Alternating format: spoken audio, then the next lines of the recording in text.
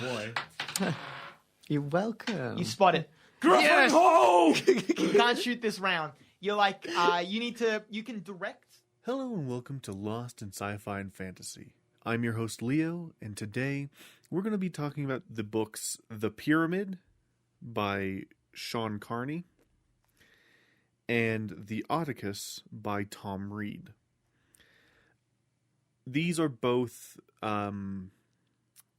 podcast books, I guess you could say.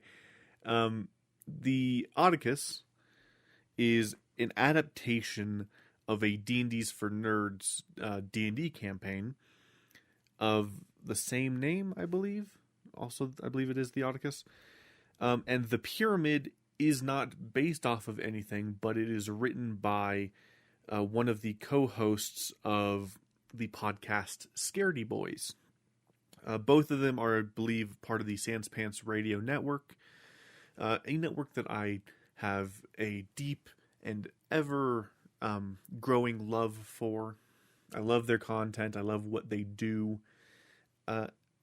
And, you know, I'm always excited for what they're doing next. There's some confusing, like, behind-the-scenes marketing and whatnot that is happening there. I have no clue what's going on, but that's for them to figure out. But these books, the Autticus is part of, ironically, a thing that I learned of in a bit of a weird way, because I kind of had the same idea of adapting one of their podcasts to a book, and I was like, I sent them like a thing, and it all was a bit odd. But they're like, oh, you know, we're kind of already doing that. I was like, oh, wow, I guess, you know, independent thoughts. That's always a fun thing to happen. And so I was very excited to read it when it came out, to see, like, you know, is it pretty much the same thing as my idea, or is it slightly different? And I'd definitely say it's slightly different. And I guess we could start with that, but a little bit of background on The Pyramid is I basically bought it on a whim. One of the hosts of D&D's for Nerds, Jackson Bailey, was talking about how he's excited about it. And I was like, you know what? I'll give it a shot. Why not? So I ordered it, and I was like, hey, it's a small book. It's a great time to read The Autticus, too. So I kind of just paired them together, because they're both fairly short, and decided to read them back to back. I actually started with The Pyramid and then went to The Autticus. They're both very short books, very short reads. Let's get into it. So let's go ahead and start with The Pyramid. I'll go with the order that I read them in. So The Pyramid is a horror story thing. The back of the book reads as thus. Harry's wife is dead.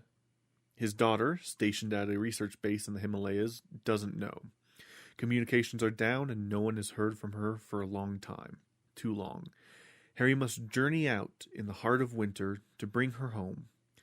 But danger and tragedy collide upon his arrival. His daughter won't leave, her colleagues are on edge, and the worsening storm threatens his life. And despite all that, something far more sinister lurks on the edges of every conversation. At the roof of the world, how deep are the secrets buried? You know, that's actually a really good, like, back of the cover. It also has this little poem thing that kind of reoccurs throughout the story. It is, they do not fear, they cannot hear. They do not feel, they are not real. They cannot see, they should not be. You know, it's a very nice, cool, mysterious thing, sets the tone, gets you kind of inkling in. Now, when I first read that, you know, the back of this, I was expecting a kind of H.P. Lovecraft thing, like, you know, he's going through these mountains and he's going slowly insane, or he comes across a facility that's long abandoned, or, you know, there's so many different ways that the story could have gone, I guess, that you could say are a bit stereotypical. but it goes in so much a weirder direction than I could have ever expected. This book, I think, would have benefited from being longer to help build the tension. Because literally, like, a couple of pages in, it goes fucking balls to the wall. Like, literally, like, page 8 I'm on, I'm looking at right now, and it's, I don't know. Oh, well, page 8 is technically page 2. And page 3, like, it just goes fucking ham immediately. So the basic plot is Harry's wife has died. And you might not get it from the back of this book, but he's trying to get his daughter to come home to kind of bury his wife, to hold a funeral. And his daughter has refused. So he hunts her down. So he talks to the company, figures out vaguely where she's supposed to be, and then, like, just goes on his own for some reason. Like, he doesn't even have, like, a companion or anything. He just goes. Like, the book opens on him just in the snow, having a bit of a shit time. And, like, I was like, you could have done, like, 5 chapters of build up to this, but he decided to just, like, nah, fuck that. You're in media res, you're fucking, oh. I'm going to try to leave out some of the stuff for now, because, it, like I said, it goes balls to the wall immediately. But he hunts down his daughter, goes to her research facility, and is basically just trying to get her to leave to, you know, do funeral stuff, just to say goodbye. She doesn't want to because she's busy working. She feels like she's on the edge of greatness, you know, that kind of thing. And refuses to leave. So he is about to leave when stuff happens, and then it just kind of roller coasters all the way to the end. Like I said, it's a very short book. It is, let me pull it up real quick, 104 pages. Technically, it's only about 100 pages if you know, skip the fact that, you know, the way publishing works. But it's only 104 pages. Very short, a brisk read. Don't read it if you're squeamish. There's no pictures or anything except for the, you know, very, you know, pretty cover. But don't read it if you're squeamish, because it is a lot of graphic detail, and a lot of it happening to, spoiler alert, from here on out, to children. A lot of horrible things. Like, nothing sexual, but it is graphic violence. Very, very graphic violence. Page 3 or 4, technically 8 and 7, of this book is him coming across a dude just fucking butchering children in the middle of snow. Like a snowy mountain. And, you know, his reaction is kind of justified, although he does not go nearly as far as you'd think he would. Basically, the dude is able to talk the dude that's absolutely butchering children is able to talk his way into surviving very long into the story. Basically, he is a preacher. Like, for some reason, like, this research base has, like, a priest there, and he is killing these children's, reciting the poem on the back of the book. They do not fear, they cannot hear. They do not feel, they are not real. They cannot see, they should not be.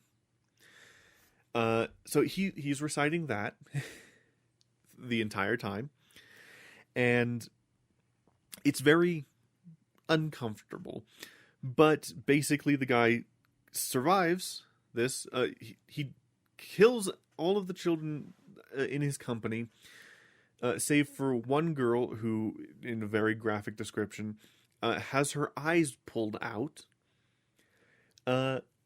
and her tongue, I believe, is like, I think her tongue is like damaged or something. It's weird. Then like the priest offers to escort him to the facility, pretty much as the barter chip to stay alive. And in doing so, they, like, literally, like, the next page, they're at the facility. The priest is locked up in, like, a detention area of the facility. And then the dad just kind of, like, moves on. The little girl is taken into care to be, like, bandaged up and everything. And the dad finds his daughter, discusses with her and everything about needing to leave and whatnot. Refuses, so he decides to he pals around for a bit, starts getting ready to leave, and also while doing so is trying to get to know the kid. He then gets to know a doctor in the facility. Then he gets ready to leave. But then the military show up. They, like, destroy the helicopter, from leaving. They show up, kind of take control of the facility, and, pretty much put the place on lockdown. Afterwards, the main character then decides to try to escape. He rounds up the little girl. He rounds up the doctor that he'd gotten to know, and they try to leave, but he then decides to go back because of what the priest was saying, because the priest was, like, alluding to, like, oh, there's a bunch of crazy shit going on, like, your mind would fucking explode, and you would want to kill them too. And so he kind of comes to uncover, what it is. What's the big secret? The answer is his daughter has been making clones. But these clones are special. So there's supposed to be empty vessels that when a person dies, their consciousness is supposed to immediately be transferred into a new body. The military want this, of course, because, the plan doesn't make a whole lot of sense, but the idea is, a soldier gets shot, and boof, they are immediately put into a new body, and are then able to, kind of move on. And it turns out that she's been doing some experiments. And it turns out the daughter kind of killed her mom. Because what happens is if you activate a clone while the person that has been cloned is still alive, they are put through a very painful, very traumatic death that is like their soul is being pulled out of them and whatnot. Because early on in the story, she asks her dad if, she went peacefully. And her dad lies and says yes. But then later, during this revelation, it's like, oh no, she died horrifically.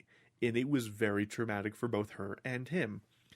And the little girl that he's been, assisting, is his wife, but in a kid's body.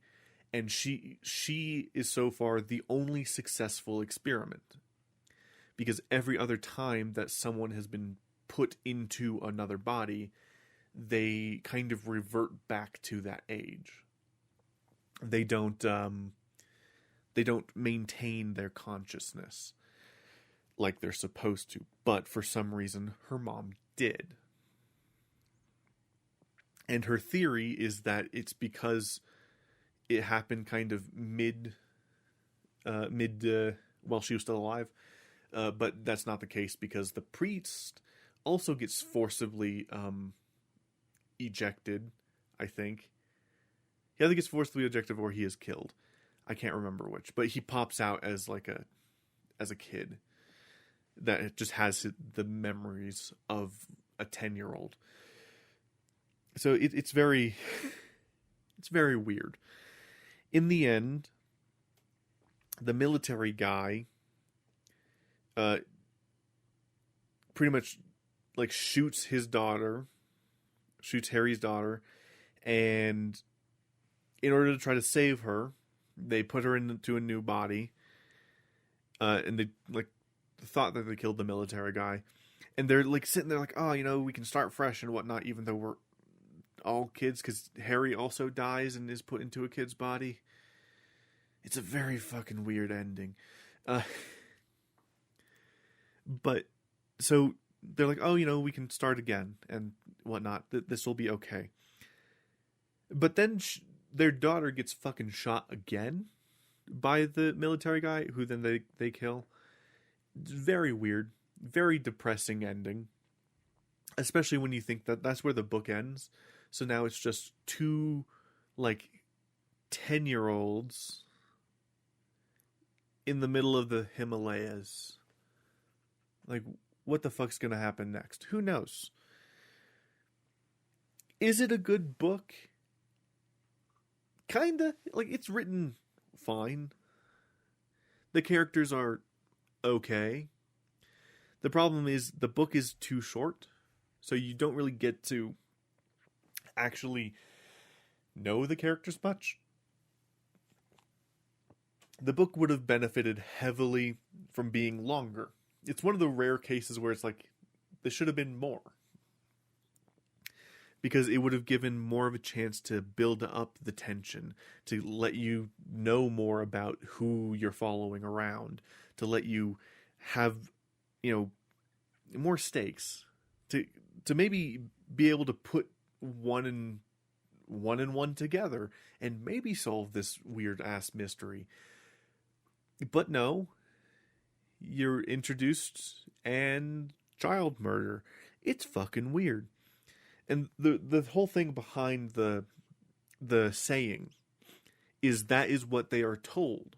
What the people working at that facility are told to keep in mind is that these are empty.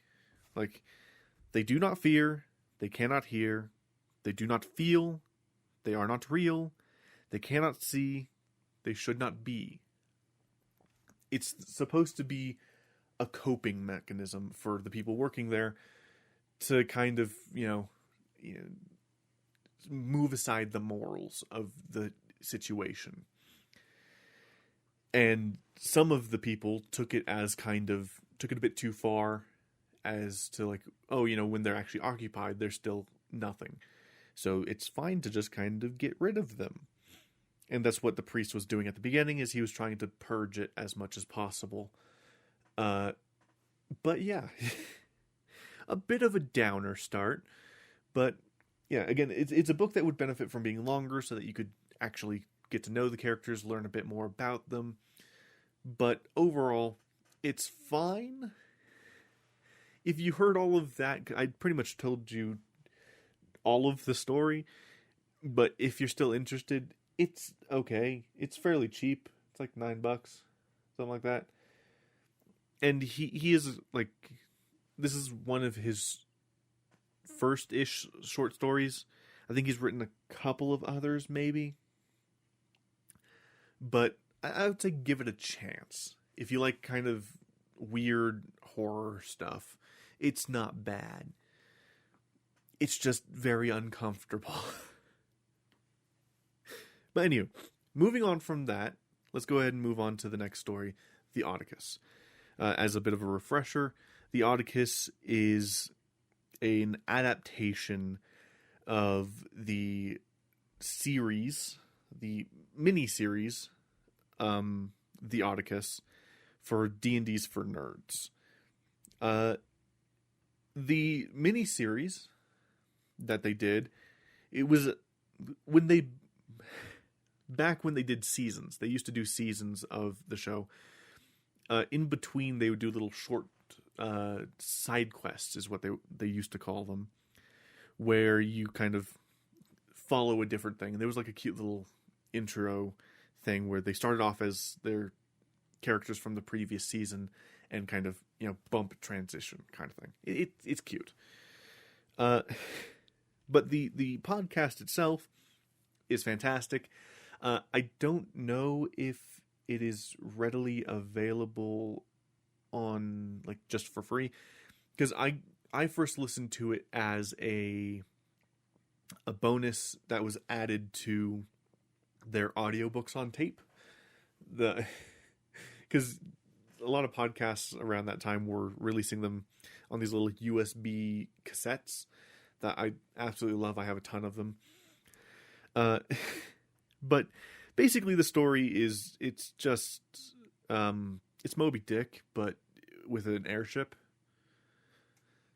And you're following the crew around as the captain kind of descends into madness. This book it's fairly close to what I was thinking of doing. It's less a direct adaptation of what I was doing, but you can definitely tell it kind of follows a similar thing.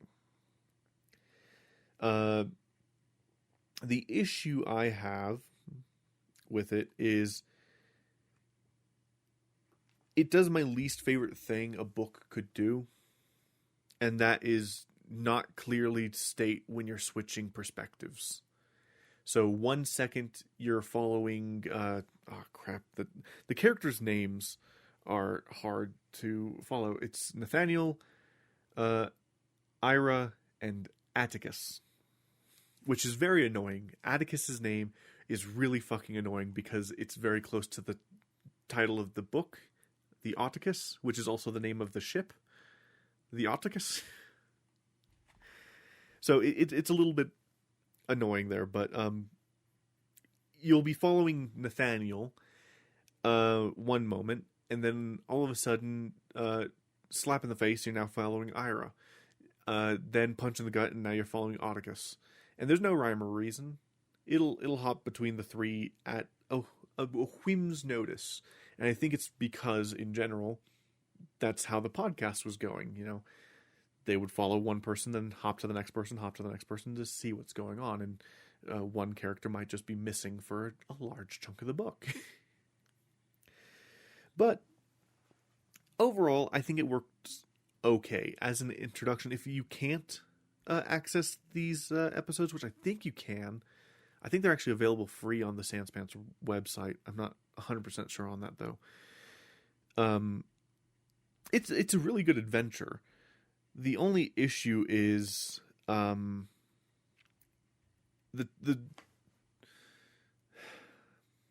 transition or the adaptation to book does kind of remove a lot of the fun. So I would definitely say, if you haven't listened to this specific series before, I would definitely recommend you read the book first, so that you can kind of get a feel for it, then listen to the podcast to kind of see how it really is. Because it loses something in transition. Going the other way, you kind of feel a bit disappointed in the end. At least I did. It's not bad, but I did kind of feel a little bit disappointed reading it. And again, annoyed because of the hopping around. Now, the overall story, again, it's pretty much just, it's the basic story of Moby Dick. You know, Mad Captain is pulling, Mad Captain is on the hunt for a very specific creature, and during the hunt, pretty much causes a lot of strife amongst the crew. In this case, it's, with D&D monsters and whatnot. The character is the captain is Flim Bap Bap. Brilliant name. But he hires these heroes to pretty much just kind of keep an eye on the actual crew, which is just a bunch of homunculi, which are about like frog-sized, slimy creatures that just kind of mush themselves to get stuff done.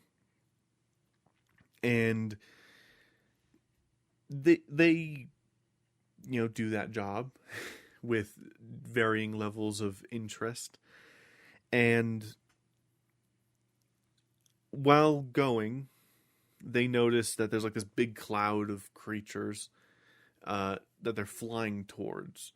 They notice that Flimbabap's kind of avoiding gnomish territory, and they're flying towards these creatures. They end up flying into the creatures, which are arrowhawks. They fight the arrowhawks, and the arrowhawks were actually attacking a griffin. They kill the arrowhawks and the griffin, and then Flimbapap's kind of motivations are revealed. I am going kind of full spoilers here, because again, it's a fairly basic story. And it's revealed to be that he kind of accidentally let loose the gnomish king's favorite pet, and has had to kind of hunt it back down, which is a white griffin. The one that they had killed was luckily only its mate, and that one didn't matter. But they need to not kill the main one. They go on trying to find the white griffin, and eventually do. And then things kind of go a bit crazy. There's a pseudo mutiny that ends up happening amongst the passengers, because it's also like a cruise ship. And then our crew kind of mutinies against Flimbap. They end up killing the white griffin, and then the story just kind of ends. I can't remember if any of these characters reoccur at any point, or if like anything from this story comes up again. I don't think it does.